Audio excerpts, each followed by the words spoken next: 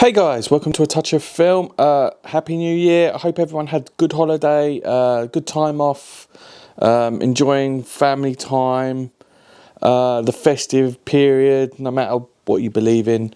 I just hope everyone had a safe and happy holiday. But yeah, guys, it's that time of the year. I'm doing my list of my top 25 movies of 2021. Before I get into it, 2021, we've still had the pandemic, unfortunately. But for cinema, it's been quite a great year. We've had quite a few great bangers in, like, from all the film festivals have been showing some great cinema. A lot of them have been making their way into the UK, the US. So we've been really lucky, to be fair. I know we've had a crappy 2 years with the pandemic, but at least we've had great cinema, and I think we all deserve it, and we hope it sort of continues in a way. I think the pandemic's brought in more access to cinema in a way, which is a good thing, but it is not everyone's happy, but yeah, it's been great for normal cinema goers. Yeah, so let's get into the list. This is my top 25, guys. Okay, I know some people may disagree with these, but yeah, this is my list. If you do disagree with me, comment below. Tell me what I missed. Tell me what it should have been higher, what should have been lower. So yeah, but let's crack in. At number 25, I've got Rurouni Kenshin, The Beginning. This is the prequel, and I think this has been a great year for the franchise. It's made its way onto Netflix, so it's got a much more bigger audience now than it had before. It was very much a cult series, a cult franchise, one of my favourite film franchises, really. It's up there with Godzilla. It's just being on Netflix. We've had the newer films on there, and it's just, yeah, gives a chance people to watch the original three. Now the prequel is pretty cool. It shows Rurouni going in, how he became this character that we love so much, this peaceful guy, and it also shows his violent past. Really worth watching. I know most people will probably know the story from watching the original trilogy, but yeah, definitely one to check out. At number 24, we have Limbo, directed by Chong Po-soi, and it stars the great Gordon Lam. This is a neo-noir thriller, crime thriller, about a serial killer and this detective played by Gordon Lam. He works with his partner, but also has a lot of information coming in from this girl who happened to be the killer of his wife in a hit and run. And throughout this film, she just gets her head kicked in. It is quite hard to watch some of those scenes with her in it. But yeah, it's a beautiful film, really well shot. It's got this monochrome look to it throughout the whole film, very much like a Sin City, but cooler and more real. Definitely worth checking out, guys. It just looks really cool, and I think it will get a Blu-ray release. It's one of the biggest Hong Kong films of the year. Yeah, definitely check it out. Sorry about my voice, guys. I've had a bit of a cough for the last week or so since I had my booster jab. It's not COVID, but yeah, it just feels a bit funny. Okay, at number 23, we have Matrix Resurrection. I know some people hate it, some people love it. I actually really liked it. Lana Wachowski, I think she's done quite a good job with it. I don't want to go too much into it because I don't want to spoil it for anyone. But the best way to describe it is, Wes Craven's New Nightmare, what that was for the Nightmare on Elm Street series. I think Matrix Resurrection is that for the Matrix series. I think it's better than the sequels, the other two, what is it, Revolutions and but I don't know what the two movies. I get the, I don't know what they were called, but yeah, it's better than those two. And I think it really refreshes the series, brings it into the modern era in a way, and it's just so much. It is so much cooler than the sequels, and I think it's very cleverly done.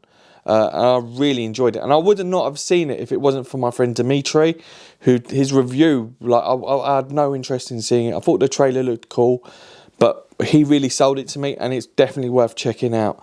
And that is Matrix Resurrection. At number 22, we have The Goldfish Dreaming of the Sea, directed by Sara Ogawa. This is her feature debut, and it's set in this foster home with this new girl coming in who has a very abusive mother, and she bonds with the oldest girl in the foster home, who she's also had issues with her mother being arrested and put in prison, and it's sort of like her seeing this young girl brings back memories of her relationship with her mother. Is beautifully shot, and it's such a wonderful story, and it's so tender, and it's definitely worth checking out. A beautiful Japanese movie. Goldfish Dreaming of the Sea. If you do get a chance to check it out, please do. Number 21. Not a lot of people love this movie. I did. I'm a big Shion Sono fan. And yeah, you know straight away what I'm talking about. It is Prisoners of the Ghostland. Now, to be a fan of this movie, you have to have some sort of... To like this film, you have to know something about Shion Sono. And the way I saw this film as quite a refreshing film. Okay, it's got Nicolas Cage in. I had a lot of hype going into this film. I saw it at Sundance. It has that Mad Max feel to it. It's violent. It's beautiful. It's crazy. It's everything you'd expect from a Shion Sono Nicolas Cage movie. Now it's got a lot of stick. I know that, but for those who are Shion Sono fans, this is sort of like a palate cleanser of a film. We don't, if you've seen his other films like Anti-Porno, Love Exposure being one of my favourite films of all time. This is something in between his... There's some elements of what we love about him in this film. It's that sort of film that is not a masterpiece, but let's just say after you go out to a club and you want some greasy food, that's what you get with this film. It's after you've watched so many art house films, is you want something that is just, it hits a spot, but it's nothing. It's no duck à l'orange. It's a greasy kebab, and that's what this film is. And I had a lot of fun with it. Okay, some people have called it pretentious. I don't think it is pretentious. I think it's just a lot of fun. And Nicolas Cage is pretty cool in it. I think it could have been a bit more extreme. I thought it was more subtle than what I expected. But yeah, I had a great time with it. It's not Shion Sono's best film. But considering he did Red Post on Esher Street the same year as this, that's pretty remarkable. And Red Post on Esher Street is phenomenal. That was a 5 out of 5 film for me. So yeah, that's my number 21, Prisoners of the Ghostland. At number 20, we go to Korea with Book of Fish, directed by Lee Jun-ik. He does a lot of period movies. This being quite a poignant film. It's about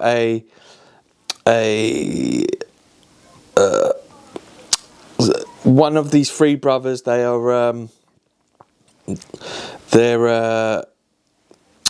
scholars, and they're sort of starting to have very well, one of them has a very anti-monarch mentality, and because of that, him and his three brothers have been outcasted out of the major cities of Korea, and he goes to this small fishing village where he meets this young boy who is so knowledgeable about fishing, and he himself he aspires to be a scholar at the same time. He's very well educated, well read, and together they teach each other. One teaches one about fish, the other teaches the other about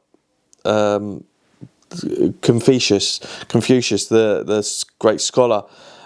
It stars the great Seo Young-gu, who is one of the greatest Korean actors. Oasis, Peppermint Candy. He's just one of the best Korean actors, and he just has such a standout performance in this. It's absolutely phenomenal. And that is my number 20, Book of Fish. At number 19, I have David Lowery's Green Knight. This is available on Amazon Prime. Stars Dev Patel. It's almost like a folk tale set in like a medieval times of Arthur and the Round Table. Dev Patel being the nephew of the king, and he is put to this task to fight the Green Knight. It's a long journey. It's a very multi-layered film, absolutely stunningly shot, and yeah, definitely one to check out, guys. I absolutely loved this film. Watched it twice because I loved it so much, and yeah, it's for Amazon Prime. I think Amazon Prime really had a good did really well to pick this up.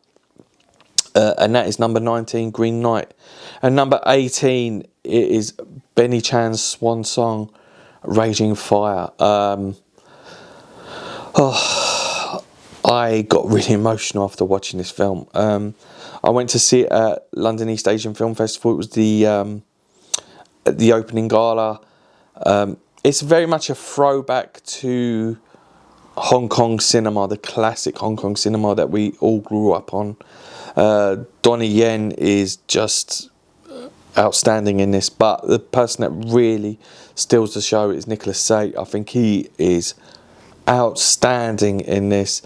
He plays an ex police officer, and he sort of goes rogue and becomes sort of like a mob, well, in charge of his own little gang that are like a gang to hire for mob bosses, and Donnie Yen is after him, and then they're being ex-friends. I think plays really well into this film. But yeah, like I said, Nicholas Tsay is so good in this, and the end credits, I just couldn't help myself but to well up when I saw Dedicated to Benny Chan. I think it was really emotional, a really sad but beautiful end to a career, to a great director. And yeah, Donnie Yen is the fight choreographer in this, and he does a really great job in it as well. I think he's just such a legend. Benny Chan, just what can I say? Absolutely beautiful. At number 17, we have Mari and Mari. This is a Japanese movie directed by Tetsuya Yamanishi. It's his debut. It's very much a film about identity. This man goes out, and when he comes back, his girlfriend that he lives with is now someone else, but still the same person, but looks completely different. I don't really want to go too much into this and ruin it for anyone, but it's very much a film about identity, about relationships, about finding that right person, and I think it's so beautifully made. It's just wonderful, just beautifully shot, and yeah, Yamanishi, I can't wait to see what he does next. For for a debut, I think this is really good. I saw this at Japan Cuts. Yeah, if you do get a chance to check it out, please do. At number 16, I have Tokyo Revengers, directed by Tsutomu Hanabusa. Sorry, this is a manga which has been adapted into a live-action movie, and yeah, it's a really cool, fun movie. It's about this guy who gets pushed onto a train, and then all of a sudden has a flashback to when he was a kid in high school, and his involvement in gangs, and it's about this gang that have now become like a Yakuza gang, and he's trying to change something in the past that save someone's life in the future. It's really cool, really fun movie. It makes me want to go watch the anime now, because it's such a fun movie. Hanabusa has done quite a few manga adaptations, and I think this one's just a really cool, fun movie, and it's actually really well told, and I think the acting is just superb in it as well at the same time. At number 15, we have Blue, directed by Keisuke Yoshida. He also did another movie this year called Intolerance, which everyone's been raving on about. I've not had a chance to watch that, but I loved Blue. It stars Kenichi Matsuyama, who I think is just brilliant in this film. It's about a boxing club. We have this boxer who just seems to have really great skills, but never really wins fights. And he trains other people that just seem to do so well. And in the club, he's losing a little bit of respect amongst his peers and the junior boxers. But it's so emotional at the same time. We have one boxer who's going to be suffering from dementia. He's getting a lot of head injuries. But yeah, it's just a really good boxing film. And something that the Japanese do really well is like boxing movies. This one is just really well told, and yeah, it's so subtle. It's very well acted. The cast are just brilliant in this. And that's number 15, that is Blue. At number 14, I have Wes Anderson's French Dispatch. I'm a Wes Anderson fan. I think this is one of his best movies. It's very Wes Anderson. It's very dialogue heavy, but it suits the film because it's about a publication, a newspaper, and it's told from the writers. They're narrating the story from the journalists are narrating their own stories in this, and there's some like smaller stories in between, but it's just got an all-star cast with Benicio del Toro. You have Elia Seydoux, Bill Murray, just a great Tilda Swinton. Just what a great cast. And yeah, it's absolutely beautifully shot. Set in France, and yeah, it's just so cool. I'm sure most people have seen it. I don't really need to go too much into it. But yeah, definitely for Wes Anderson fans, it is very Wes Anderson, and the dialogue is just on point, is to perfection. At number 13, I've got Malignant, directed by James Wan.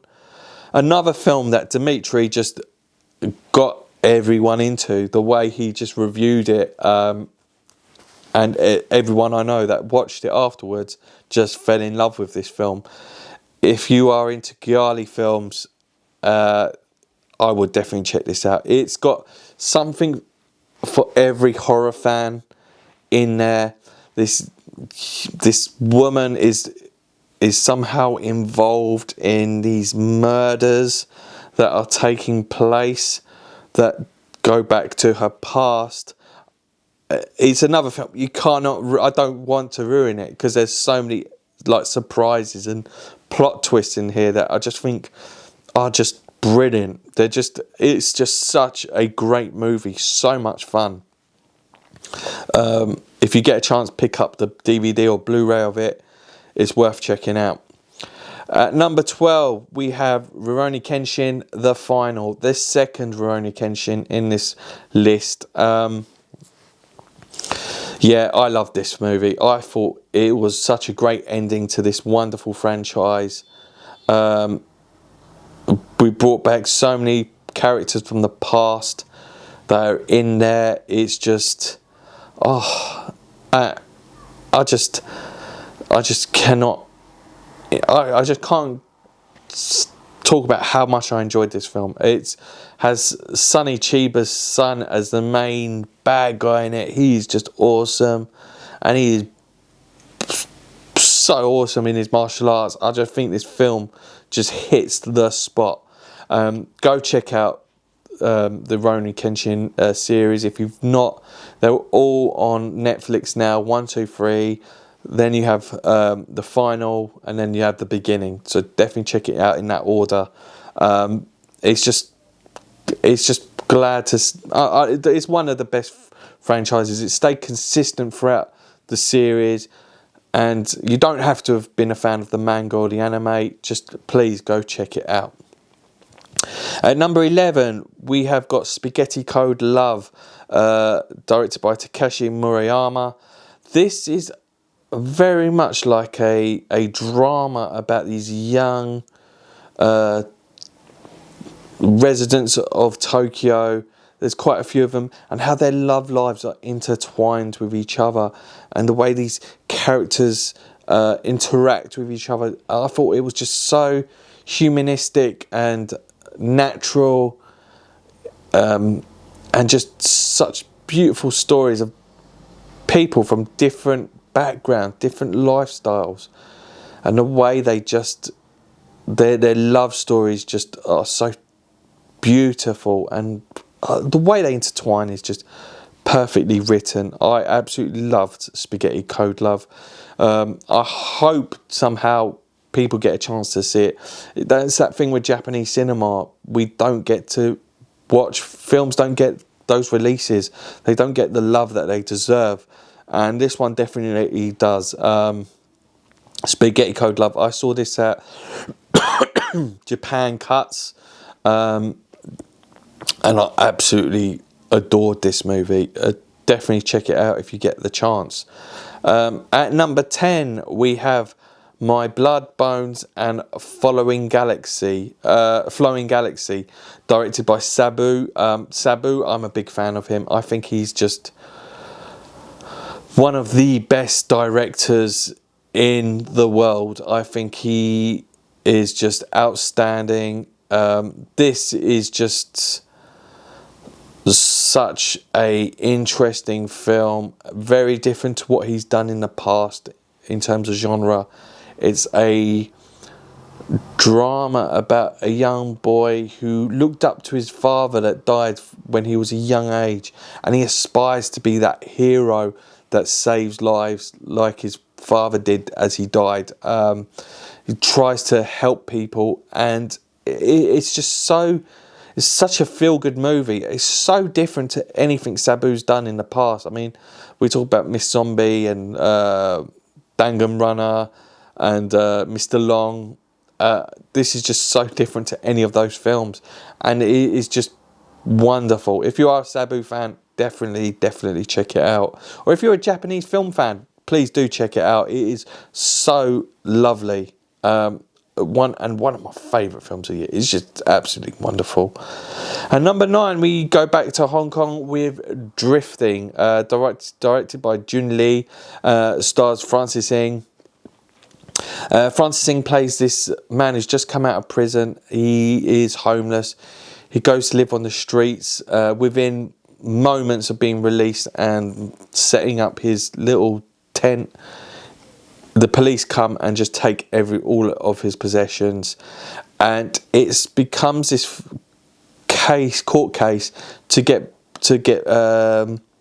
compensation for all their belongings that have been taken away, as they weren't like notified that the police were going to come so they can move their belongings out of the way. It was just done as an attack on homeless people. Really well told. It's quite sad. Really great characters in here, and I just think it's one of the most interesting Hong Kong movies of the year. There was more to it than just an entertaining film. I think there is a message in there which you know, we have to be nicer to each other, really, because I think not everyone's in the same situation as us. That is my number 9 with Drifting. And number 8, we go back to Japan with Last of the Wolves. This is directed by Kazuya Shiraishi, and it is the follow-up to Blood of Wolves. This is Blood of Wolves 2, but it also goes by the name of Last of the Wolves. Now, it's not often that a sequel is not only as good as the original, but surpasses the original. I think this is so much better than the original movie. The original movie never even made my list of the year it got released. And this is very much the police officer from the assistant police officer from the first movie, taking on the role of the wolf in this. He's playing two sides of the Yakuza, trying to make the streets safer, but at the same time gaining for himself at the same time. And it doesn't matter about the cost of lives and the who it affects doing this. It's a very bleak film. It stars Kiyoshi Shibukawa. Shibukawa has a sort of small role in this. One of my favourite Japanese actors. It's just it's just a great Yakuza film. Probably the best Yakuza film of the year. Yeah, and that is Last of the Wolves, also known as Blood of the Wolves 2. At number 7, we have Terrorizers, not the Edward Yang movie, but another Taiwanese film directed by Wee Ding Ho. This film just came out of nowhere. I heard about it. Dion said, check this film out. And I did, and I was so happy with it. I just thought, wow, this film is just amazing. This is just such a great movie. It's the story of this boy who has he's very violent, he's an aggressive, doesn't know how to contain his emotions, and the way the other characters interact with him. It's a very unusual film, and we're told the story through different characters as they interact with this young boy. And it's a pre-pandemic film, but it really just shows the youth of Taiwan today, in a very growing technological society, and I just think it's just such a nihilistic but such a great movie to watch.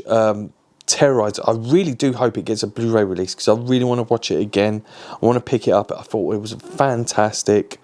Yeah, just so beautifully made and very, very interesting. At number 6, we have The Falls, directed by one of my favourite directors, Chung Mong Hong. Now, this film is about a mother-daughter relationship, starring Alicia Chai and Wang Qing.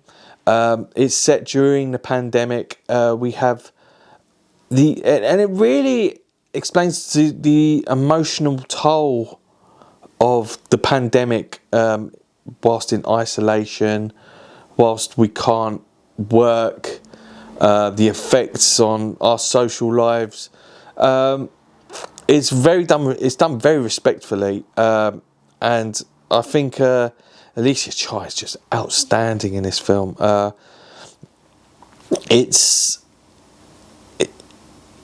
It's probably one of my favourite Chung Wong Hong films. It's probably not as good as A Sun or Soul, but it's definitely up there. I think it's just absolutely beautifully told. The relationship between the mother and daughter is just brilliant. And yeah, just the scenes with the mental health crisis is quite hard to watch, but yeah, done completely tastefully. I would definitely check it out, guys, if you get a chance. I'm sure it will get a Blu-ray release, or it could even get onto Netflix, because I know Chung Wong Hong movies, even the ones that he produces, are getting put onto Netflix. So fingers crossed that this year we do see it on Netflix. So that is my number 6, The Falls. At number 5, we have another one of my favourite directors from Toshiaki Toyoda. It is Go Seppuku Yourselves. This has just been brought out onto Blu-ray from Third Window Films, part of their Toyoda set. It stars Kosuke Kobazuka and Kiyohiko Shibukawa. Shibukawa being one of my favourite actors in this, and it's a short film. It's about half an hour long, and it's sort of set during a pandemic in a period of the Edo period. Someone is said to have been blamed for it, for tainting the water supply, and he has to commit seppuku on himself, and he just has this beautiful monologue at the end of the film, which is just outstanding. It's beautifully shot. Part of the trilogy, along with A Wolf's Calling and Day of Destruction. Day of Destruction being my favourite film of last year. Yeah, definitely check it out, guys. Pick up that box set from Third Windows. It's just well worth getting. I would pick it up from Terracotta Distribution if I was you. At number 4, we go to France with Titane, directed by Julia Ducournau, if I've said that correctly. She also directed Raw. Now, going into this, all I knew it was like a body horror movie, but it's so much more to that. It is about many things, really. We have this young girl who commits quite vicious crimes and then goes into this, changes her identity and goes with someone who lost somebody, and that sense of like what loss does to you. And I thought that last half of the film really hit me hard. I thought the emotion behind it, the scenes with the character Vincent are just some of the best cinema I've seen this year. And wow, it really hits you, that film, Titane. It won the Palme d'Or, and I think rightly so. It was just so wonderful. It was pure perfection. It's just, but it could have made my top, could have topped my list. It was really hard with the top 4 films, like, where do they each go? Because these films are just brilliant. Yeah, it's just well worth seeing. I saw it at the cinema, and you have to see it on a big screen. The colour, that is cinema in its purest form. The French and the Japanese, something that Dion said, which is so right. The French and the Japanese have the best auteurs in cinema, and that's so right. I think you have to really check out these films.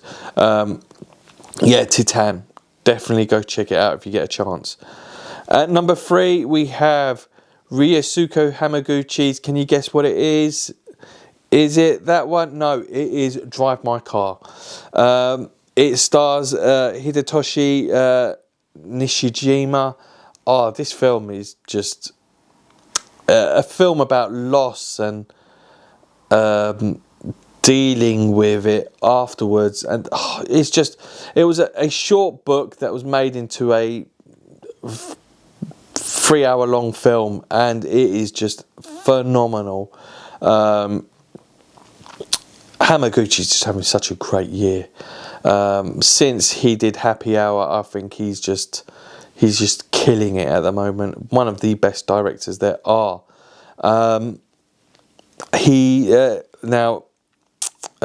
Nishijima plays this stage director who is doing a play.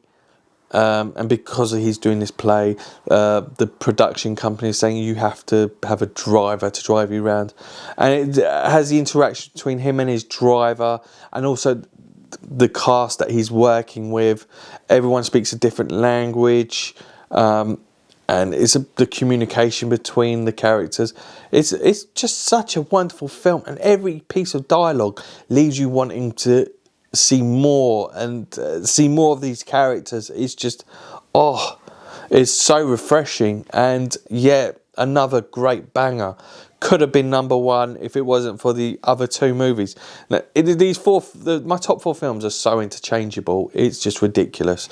At number 2, we got Hamaguchi again with Wheel of Fortune and Fantasy. Now this one just pipped Drive My Car by a tiny piece. It's an anthology of 3 stories with great characters. Again, just the dialogue is just wonderful. My favourite part of this was the second segment with Shibukawa in it, and I think it was just you're just drawn into it, and it's very much a film about coincidence and how accidents can just change, and like the chance can just change situations, and it's just beautifully told. I did do a review of it, so please go back to my review and check it out, or check out the film as well. It's just absolutely wonderful. Now my number 1, a director that I've spoken about so much. His films have never really topped my list ever, like to number 1. They're always in there. He does so many films every year, and it is In Front of Your Face by Hong Sang-soo. Oh, this film just hits you with so much emotion. It's just outstanding. It's a wonderful, wonderful film. It stars Lee Ha-young, who very much sort of plays her own sort of an actress like herself, who was really big at one point, and then her career sort of slowed down. She's lived in the US for a little while, working owning a liquor store, and then she comes back to Korea to take on a job role as an actress for a film role. And it's all about the lead up to this meeting which she's going to have with the director, writer, and it's just so emotional. And the moment the film clicks at that end, when everyone in the audience just goes, is like the whole film just makes so much sense. And he's just like, Hong Sang-soo has just not only made one of the best films in recent times, one of his best films. This is one of his best films, if not his best. And I was just like blown away by it, and I couldn't stop thinking about it for days. It was just out of this world, and yeah, absolutely phenomenal. I really recommend it for anyone who's a Hong Sang-soo fan, anyone who loves Korean cinema. I think it was the best. It's the best film of the year for me. It was just outstanding, emotionally draining in a beautiful way. It's just, and Lee Hai-young, her performance is just like breathtaking. It really takes your breath away, and I was just like, I went to see it with Dimitri. We both went together, and we were just like emotionally drained after seeing it. We were both like, that film was just like amazing, absolutely stunning. I cannot recommend it enough. Go check it out in front of your face. It will definitely get a US Blu-ray. Should get a Korean one, hopefully a UK release. So yeah, if you guys get a chance, please check it out. So yeah, guys, that's my list. Hope some of you have seen those films or get a chance to see them. It's been, like I said, it's been a great year for cinema, and fingers crossed 2022 gives us more, just as much more. Yeah, brilliant cinema. Next week I hope to do my top physical media releases of the year of 2021, and also I've got a Hong Kong Blu-ray update which I can't wait to show you guys. Till then, guys, stay safe, look after each other, and take it easy.